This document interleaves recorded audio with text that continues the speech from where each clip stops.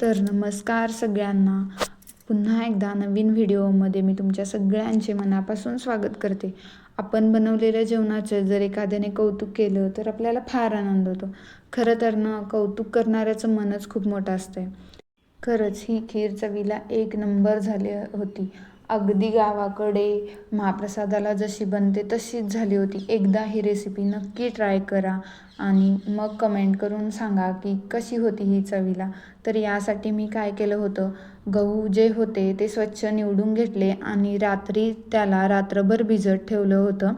त्यानंतर त्यातील सकाळी उठल्यावर पाणी काढून घेतले आणि कुकर गरम करायला ठेवले होते. त्यामध्ये मी 2 चमचे साजूक तूप ॲड करून घेतलं. ते तूप हलकंसं गरम झाल्यानंतर त्यामध्ये मी हे गहू भिजवले होते ते ॲड केले. त्यामध्ये 2 ग्लास होईल इतके पाणी ॲड करून नंतर कुकरच्या 3 शिट्या करून घेतल्या. गहू छान शिजले होते. दुसरीकडे मी दूधसुद्धा गरम करायला ठेवलं होतं. दुधाला चांगली उकळी आल्यानंतर त्यामध्ये मी शिजलेले गहू ॲड केले आणि त्याला मी त्या दुधामध्ये 15-20 मिनटं छान शिजवून घेतलं. त्यानंतर 2-3 मिनटं त्याला व्यवस्थित त्या दुधामध्ये हलवून घेतलं. त्याच्यानंतर मी त्यामध्ये चिरलेला गूळ ॲड केला. तुम्ही गुळाऐवजी साखरही ॲड करू शकता, पण गुळामुळे खिरीला छान टेस्ट येते, त्यामुळे गुळच ॲड करा. त्यानंतर मी खवा ॲड केला. हा खवा मी घरीच बनवला होता. खव्यामुळे खिरीला दाटसरपणासुद्धा येतो आणि टेस्टसुद्धा खूप छान येते. खवा घातल्यानंतर खिरीला 2-3 मिनटं सतत हलवत राहा, नाहीतर खवा भांड्याला चिकटण्याची शक्यता असते.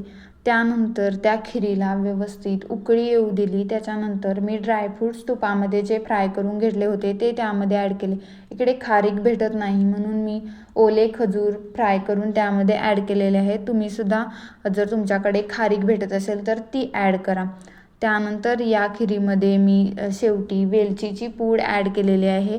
यामुळे खिरीला चांगला फ्लेवर येतो. जर तुमच्याकडे सुंठ पावडर आणि जायफळ असेल तर ते सुद्धा थोडे ॲड करा. इकडे ते काहीच भेटत नाही. त्यानंतर हलकंसं नमक प्रत्येक गोड पदार्थामध्ये घालायचं असतं, म्हणून मी यामध्ये थोडंसं ते ॲड केलेलं आहे. बघू शकता किती छान असा खिरीला कलरसुद्धा आलेला आहे आणि टेक्स्चरसुद्धा एकदम छान परफेक्ट झालं होतं.